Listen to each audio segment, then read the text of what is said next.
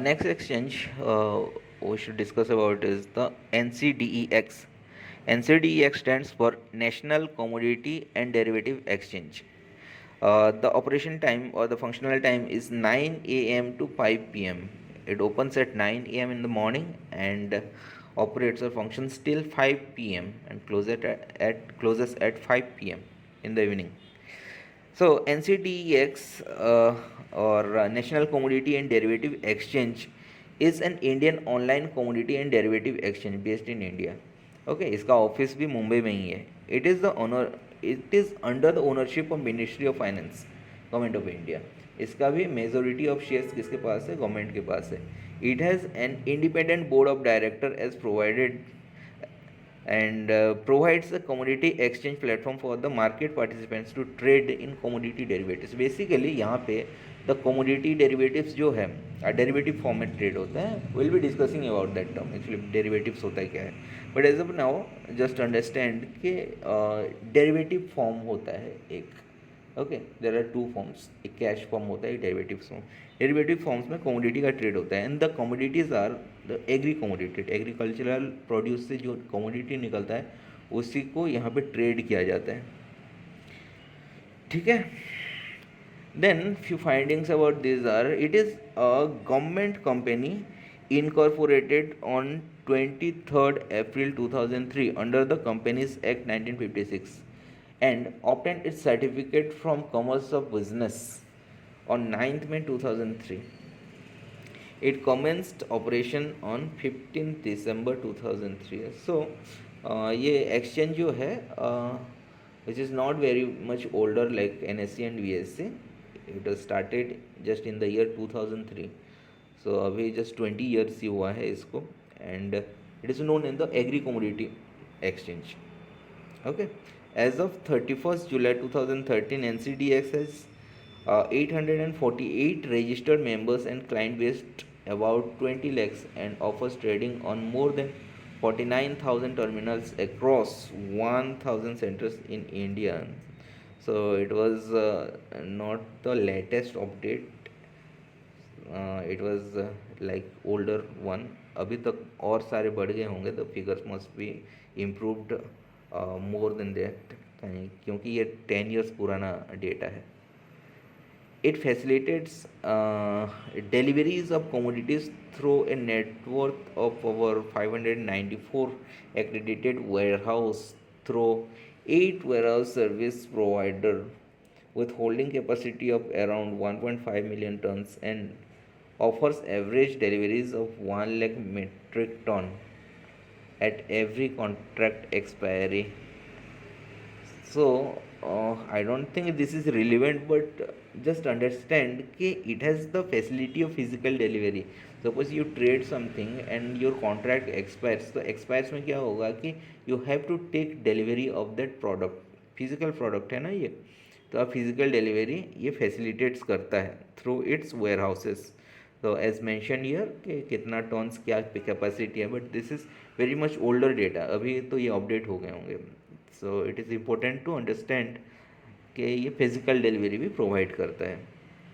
NCDEX has offices in Mumbai, Delhi, Ahmedabad, Indore, Hyderabad, Jaipur and Kolkata. बहुत सारे regional offices हैं बट उसका मेन हेड ऑफिस जो है वो मुंबई में है. Then the last but not the least exchange is MCX. MCX stands for Multi Commodity Exchange. Few say this exchange as Metal Commodity Exchange also. The functional time is 9 a.m. to 11:30 p.m. So before India INX, this was known as the longest time operated exchange in India. 9 AM सुबह खुल जाता है in the morning and it functions till 11:30 PM in mid night. ठीक है, रात के 11:30 PM तक ये चलता रहता है. So the product specification for MCX is metal commodity generally. Okay, there are two types of metal as mention earlier, brass metal and precious metal. Precious metals में सिल्वर एंड गोल्ड खाली आता है, and base metals में आपका बहुत सारे products आ जाते हैं जैसे एल्युमिनियम, निकल, देन टीन, जिंक एट्सेट्रा, बहुत सारी चीज़ आ जाते हैं। तो अपार्ट फ्रॉम मेटल, जिसमें एनर्जी प्रोडक्ट्स भी ट्रेड होते हैं like crude oil and natural gas etcetera. Okay, and few agri commodity products भी ट्रेड होते हैं जैसे मेंथा ऑयल, कपास etcetera. So no problem, don't worry, हम लोग इसको कमोडिटी सेक्शन होता है ना हम लोगों का, इन फ्यूचर करने वाले हैं कमोडिटी क्लासेस, उसमें डिटेली डिस्कस करेंगे इसका प्रोडक्ट स्पेसिफिकेशन क्या होता है, कैसे ट्रेड किया जाता है। Okay, here are some findings about MCX. MCX or Multi Commodity Exchange of India is the commodity exchange based in India. It is under the ownership of same Ministry of Finance, Government of India. मतलब government of India का ministry of finance इसका majority shares hold कर रहे हैं। It was established in the year same as like NCDEX, 2003 में उसका start हुआ था। ओके, इसका हेड ऑफिस कहाँ पे है? मुंबई में है। It is India's largest commodity derivative exchange. Okay, so in terms of commodity ये इंडिया का सबसे बड़ा एक्सचेंज है। The average daily turnover of commodity contracts increased 26%, which is 32,424 crores in Indian rupees INR during financial year 2019 and 20। ये latest news है, 19-20 में उसका बढ़ गया था। मतलब in earlier prior to that, prior to the covid क्या होता था कि it was not very much focus और इतना पॉपुलर था नहीं, लोग ट्रेड नहीं करते थे, बट पॉपुलैरिटी बढ़ गया, 26% हाइप हो गया उसमें trade activity. Okay, the total turnover of commodity futures traded on the exchange stood at 83.98 lakhs crores in 2019 to 20। मतलब जस्ट रिसेंटली उसका figure stands at 83.98 lakhs crores Indian rupees में, हाँ INR में है। देन MCX offers options trading in gold and futures trading in non-ferrous metals, bullions, energy and a number of agricultural commodities like mentha oil, carbon, crude palm oil, cotton and others। तो क्या बोल रहा है कि this offers option trading as well. So you must be getting confuse कि options क्या होता है, फ्यूचर्स क्या होता है, तो इसके बारे में हम लोग डिस्कस करेंगे बाद में। But as of now just understand कि ये एक तरह का मोड्स ऑफ ट्रेड होता है which is called derivative. Okay, so जैसे कि अर्लियर जो हम लोग डिस्कस किए थे, NCDEX क्या करता है, ओनली फ्यूचर्स में आपको ट्रेड करने की अलाउ करता है। तो फ्यूचर्स में क्या होता है, फिजिकल डिलीवरी लेना ज़रूरी होता है, बट यहाँ पे क्या है कि ऑप्शंस में होता है, एंड ऑप्शंस में ऐसा फिजिकल डिलीवरी का कुछ सिनेरियो है नहीं। इट्स अपन योर विश कि आप लेना चाहते हो तो आप फिजिकल डिलीवरी ले सकते हो।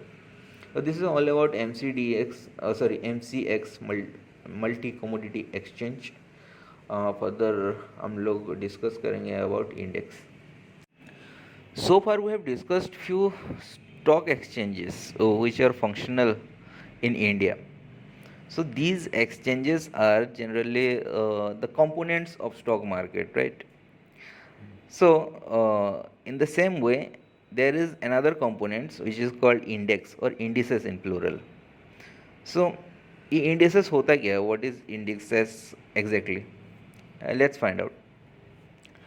So stock market indices are indicators that reflect the performance of the market as a whole or a certain segment of the market.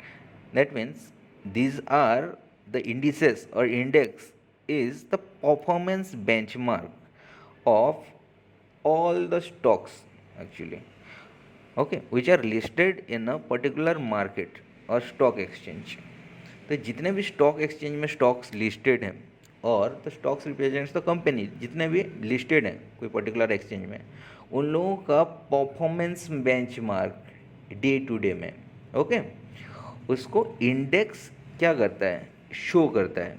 It indicates as an indicator. Okay, so थोड़ा complicated लग रहा होगा, so let's understand this with the help of an example. Suppose there is a kid, एक बच्चा है जिसको हम लोग स्कूल में एडमिशन दिलवाते हैं, and end of the year क्या होता है कि एनुअल एग्ज़ाम होता है, राइट? एंड एनुअल एग्ज़ाम के बाद उनका एक परफॉर्मेंस और दैट प्रोग्रेस रिपोर्ट दिया जाता है उसका, कि बच्चा परफॉर्म कैसा किया है through out the year. And उस प्रोग्रेस रिपोर्ट और परफॉर्मेंस रिपोर्ट में उनका परफॉर्मेंस दिया रहता है विथ अ रेटिंग। आप you must have seen that report card, और हम लोग जब पढ़ाई करते थे तो हम लोगों को भी मिलता था ऐसे रिपोर्ट कार्ड। तो उस रिपोर्ट कार्ड में कैसे होता था कि कोई ए लाया होगा, कोई ए प्लस लाया होगा, कोई बी लाया होगा, ऐसा होता था ना। तो what does that mean actually, A plus B plus, इसका मतलब क्या है? This is nothing but a comparison. Okay, someone has performed or set a milestone in in history, previously कोई एक milestone perform किया है, and with that comparison, उससे compare करके अभी का परफॉर्मेंस क्या है उसके हिसाब से एक रेटिंग दिया जाता है। सो सर्टनली ए प्लस मतलब होता क्या है? ए प्लस डज नॉट मीन कि आप कुछ स्टैटिस्टिक और कैलकुलेशन या फिगर में कुछ लाए हो, लाइक सम परसेंटेज और एनीथिंग। इट्स नॉट नेसेसरीली कि कोई बच्चा अगर मान लो कि 95% और 99% लाया है तो उसको ए प्लस मिलेगा, right?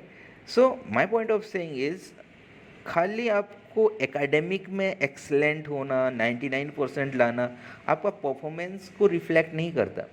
What if that student और that kid is poor in extracurricular activities, he is not performer in sports, and उसका peer जो relations है वो ठीक नहीं है, बच्चों के साथ झगड़ा करता है, उसका टीचर के साथ बिहेवियर ठीक नहीं है, और वो क्या करता है, वो अटेंटिव नहीं है उतना क्लास में, एब्सेंट्स रहता है। सो ओवरऑल परफॉर्मेंस नहीं है ना ठीक। तो my point of saying is, overall performance को देख के एक रेटिंग दिया जाता है। खाली एक सेक्टर में अच्छा हो तो वो रेटिंग नहीं मिलता उसको। क्लियर? अभी 99% वाला भी आपका ए प्लस नहीं ला सकता है अगर अदर सेक्टर्स, अदर जगह पे उसका ठीक नहीं है तो। सो अगर एवरीथिंग उसका ठीक है, गुड एनफ है, मोर देन एट पार है, एक माइलस्टोन्स कंपैरिजन में अच्छा किया है, तभी उसको एक रेटिंग मिलता है कि A plus, A B. Got it? So यहाँ से हम लोग क्या समझें कि दिस रेटिंग और performance are not exactly what indicates any figure और सम परसेंटेज और any calculations. Okay, obviously this is a calculation but on the basis of comparison. जैसे कि मैंने वो माइलस्टोन वाला बताया ना, तो माइलस्टोन मतलब एक परफॉर्मेंस बेंचमार्क एक ने सेट कर लिया है, उसको हम लोग क्या कर रहे हैं, कंपेयर कर रहे हैं, उससे बेटर है, कितना बेटर है, उससे बेटर कम है, कम बेटर है, उसके बेसिस पे हम लोग उसको रेटिंग दे रहे हैं। So simply in connection to stock market क्या हो रहा है कि जितने भी कंपनीज लिस्टेड हैं in a particular stock exchange, उनका एक परफॉर्मेंस होता है, डे टू डे एक्टिविटी होता है, जैसे इन्वेस्टर्स और ट्रेडर एंगेजमेंट रहता है उस कंपनी में, और उसका स्टॉक्स क्या रहता है, इन फोकस रहता है, trade, in terms of trade. तो कितना फोकस्ड और कितना पॉपुलैरिटी है उस स्टॉक्स का, कितना फ्रीक्वेंटली ट्रेड हो रहा है, कितना फ्रीक्वेंटली एक्सचेंज हो रहा है बायर्स एंड सेलर्स के बीच, उस बेसिस में उस स्टॉक्स का और उस कंपनी का परफॉर्मेंस का रेटिंग आता है। Okay, so whatever though it reflects in a number और some alphabetical letter, it does not mean कि ये कुछ परसेंटेज फिगर या एनीथिंग है, ये खाली एक परसेप्शनल कंपैरिजन है कि अर्लियर क्या हुआ था एंड अभी क्या हो रहा है। Got it? Okay, so India में क्या हो रहा है कि as discussed there are two most prominent stock exchanges are there in terms of equity, which are NSE and BSE। तो उन लोगों को रिप्रेजेंट करता है उनका इंडेक्स, मतलब इंडेक्स बताता है ना वो कि एक्सचेंज क्या कर रहा है, the market actually on a whole कैसे कर रहे हैं, right. So as per the in exchange index are like BSC का इंडेक्स को हम लोग बोलते हैं Sensex, you most have heard about that ना. उसका फुल नेम ऐसे लिखा जाता है S&P BSE Sensex. And NSC का जो इंडेक्स है उसको लिखा जाता है CNX निफ्टी, और इन शॉर्ट निफ्टी बोला जाता है उसको, आपने सुना होगा. तो आइए समझते हैं कि सेंसेक्स एंड निफ्टी एक्चुअली बना कैसे था. And do it represent some number, इन नंबर्स के साथ कुछ डिनोट होता है. तो देखते हैं कि नंबर्स एक्चुअली क्या शो करता है और कैसे होता है उसका. ठीक है, तो let's start with Sensex. Sensex was introduced in the year 1986. Okay, so when the BSE started, actually BSE was the oldest stock exchange, right? In 1875 से वो चल रहा है, एंड उसको रिकॉग्निशन इटसेल्फ मिला था 1957 रे. एंड वो चलता गया, एंड बट उसका कुछ इंडेक्स नहीं था. सो इन 1986 उसका इंडेक्स आया. Okay, and the name is Sensex. Okay, सो ये सेंसेक्स और इंडेक्स जो लाने का आइडिया था वो एक्चुअली इंटरनेशनली चल रहा था. बाकी सब एक्सचेंजेस का उनका इंडेक्सेस थे, उसका परफॉर्मेंस के वो लोग इंडेक्स के थ्रू रिफ़र करते थे और जज करते थे. तो उनको फॉलो करके इंडिया में भी लाया गया. ठीक है, तो उसका एक प्रोसीजर है कि सेंसेक्स एक्चुअली कैसे बनता है. हम लोगों के पास उतना टेक्नोलॉजी नहीं था और we didn't have that calculations कि सेंसेक्स कैसे बनाया जाए और एक इंडेक्स को कैसे फॉर्मुलेट किया जाए. इसीलिए बीएसई ने क्या किया, वो हेल्प लिया.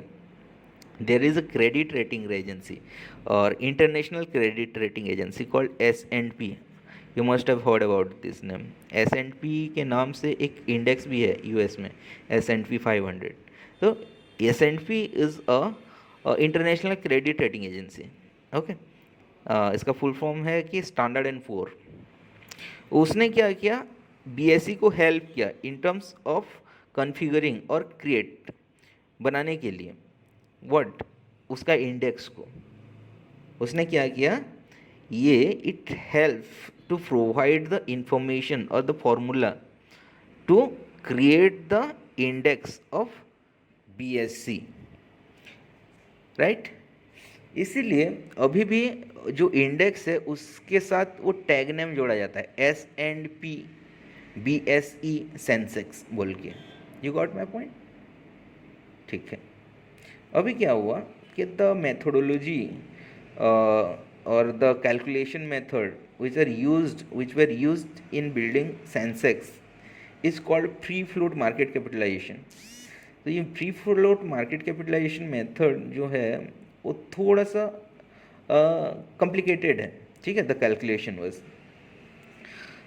But let's understand what is free float market capitalisation. Actually free float is the percentage of total shares issued by the company that are readily available for trading in the market. उसको free float बोलते हैं, जो available है market में, readily liquid है और available है, easily exchangeable है, उसको हम लोग फ्री फ्लोट बोलते हैं. So there must be certain amounts of shares available in the market of a particular company. Suppose there are two companies, ABC Limited and XYZ Limited. ABC has 1 million shares available in the market which are readily available, and XYZ has just 5 lakh shares available in the market which are readily available or free float shares.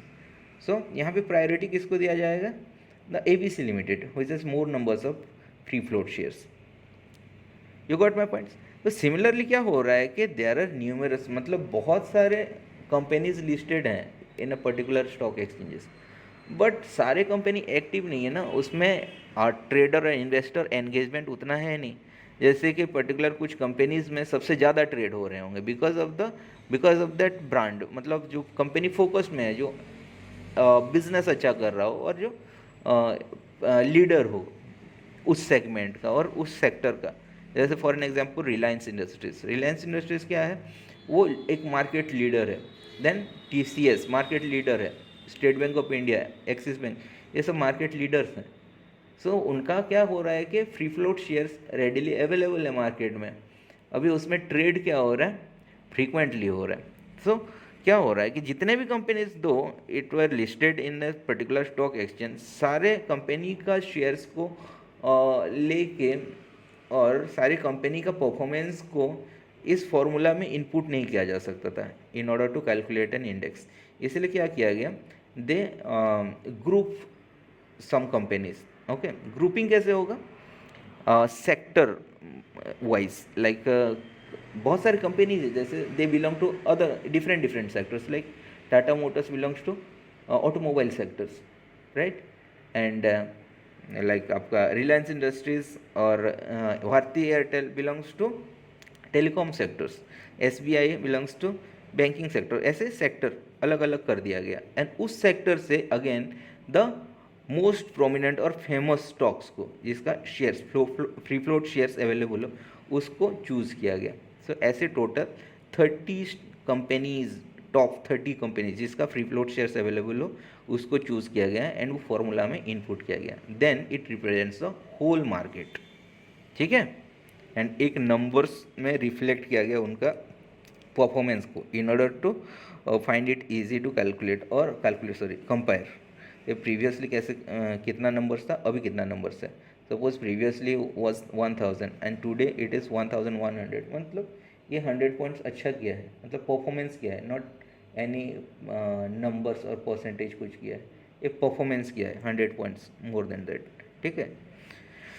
Okay, so this is free float. I hope you understood this free float concept, ठीक है। अभी free float के जब बता रहा था, there is something came like market capitalisations. What is market capitalisation? Actually market capitalisation represents the value of a company. एक company का टोटल वैल्यू होता है वो market capitalisation. It is determined by multiplying the price of the stocks with the number of shares issued by that company. Okay, जो free float shares available है ना, that is the quantity और numbers of shares readily available in the market. Then presently what is the price of that 1 unit of stocks, उसको multiply करेंगे तो market capitalisation निकलेगा। Clear? Okay, so this was all about Sensex. Now let's come to the nomenclature, उसको सेंसेक्स क्यों बोला जाता है। Okay, with the help of 30 companies which are most prominent और whose shares are readily available, okay, in maximum, तो उनको लेके ये सेंसेक्स और द इंडेक्सेस और index and Sensex was created. But उसका नाम ऐसे क्यों बैठा सेंसेक्स बोल के? सो as per the concept, BSE is known as the most sensitive exchange or this index is known as the most sensitive exchange। मतलब जो कैलकुलेशन और दैट फार्मूला और एल्गोरिदम जो यूज़ किया गया in order to calculate Sensex with the help of this factors, market capitalization और free float लेके, तो उसके हिसाब से that calculation was very sensitive, ठीक है। लाइक 1 पॉइंट मूव हो तो वो लाइक 100 पॉइंट्स मूव हो, ऐसा कैलकुलेशन से। फॉर एन एग्जाम्पल, जैसे 4 + 5 देर इज अ कैलकुलेशन ने, and there is another calculation like 4² + 5²। तो यहाँ पे 4 एक पॉइंट बढ़ जाता है, 4 becomes 5 एंड 5 becomes 6। तो अर्लियर सम में क्या होता है, 4 + 5 = 9, नाउ 5 + 6 = 11, इतना हो रहा है ना। बट 4² + 5², नाउ ये इंक्रीज हो रहा है कि 5² + 6², तो ये नंबर्स बहुत डिफरेंस आ रहे हैं।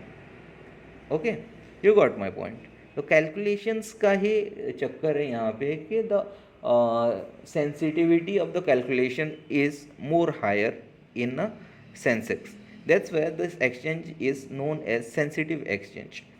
और इन शॉर्ट सेंसिटिव एक्सचेंज को आधा आधा करके मिला के सेंसेक्स बोला गया। Okay, and this is all about the nomenclature of Sensex. Okay, so I hope आपको समझ में आया होगा about index and how Sensex the index of BSC was created and कौन हेल्प किया उसको। Obviously there is a international credit rating agency Standard and Poor, उसने help किया था। It provide the technology expertise to BSc and license to BSc to create and construct that index and क्या हुआ था उसमें, कौन सा methodology, free float methodology, then cap market capitalization वगैरह फैक्टर्स को कंसिडर करके और उसको क्रिएट किया गया। ठीक है, उसका नोमेनक्लेचर किस लिए किया, because of the sensitive exchange है, इसीलिए सेंसेक्स बोला गया। क्लियर? ओके।